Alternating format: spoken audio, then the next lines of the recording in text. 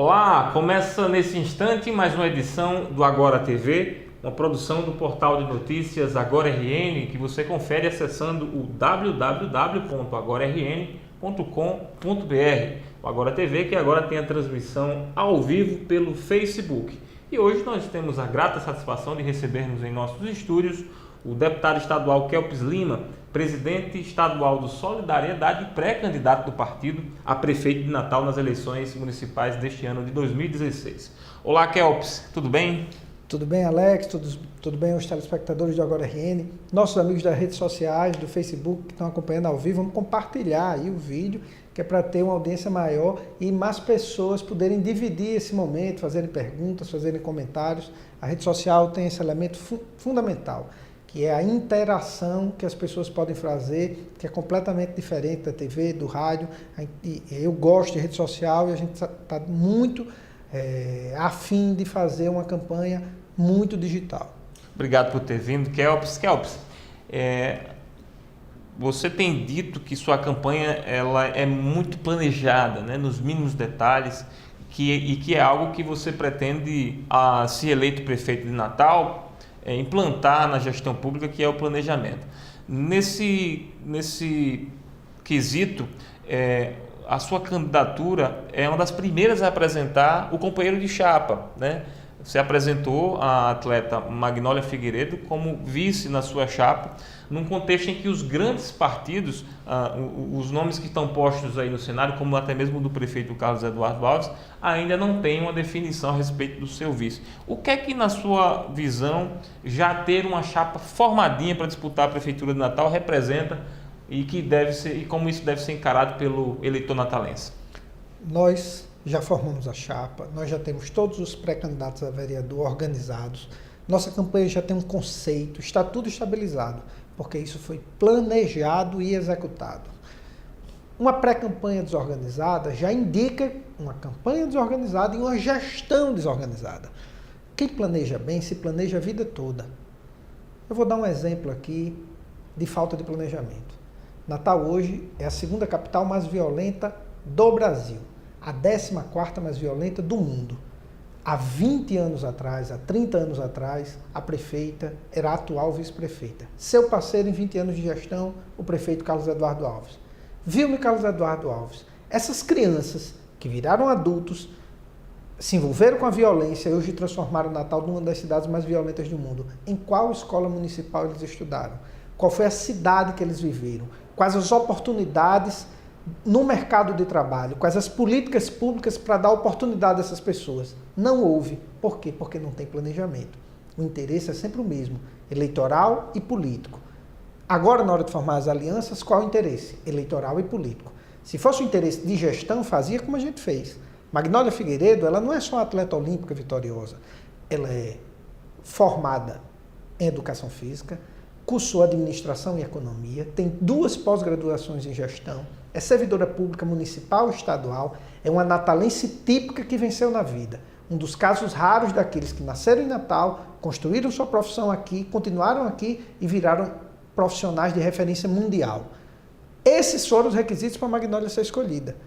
Magnólia não foi escolhida porque o prefeito pode renunciar para governador para ela ficar, porque precisa de alguém para financiar a campanha, porque precisa fazer uma articulação política eleitoral, porque precisa de tempo de TV. Esse não foi o critério. Então, o nosso projeto indica claramente que tipo de gestão a gente quer mostrar para Natal. Deputado, falar em planejamento destoa um pouco do que a gente tem acostumado, do que nós estamos acostumados a enxergar nas gestões públicas de uma forma geral, né? Não é um pouco demagogia, né? Você falar em planejamento?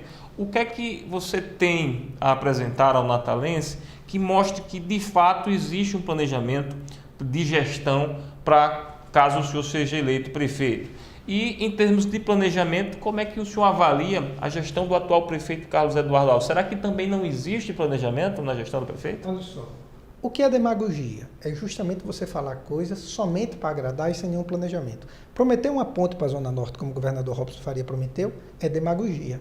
Prometer a volta das estações de transferência, como o prefeito Carlos Eduardo prometeu, é demagogia. Nós vamos anunciar o secretariado antes da eleição, porque nós temos uma equipe.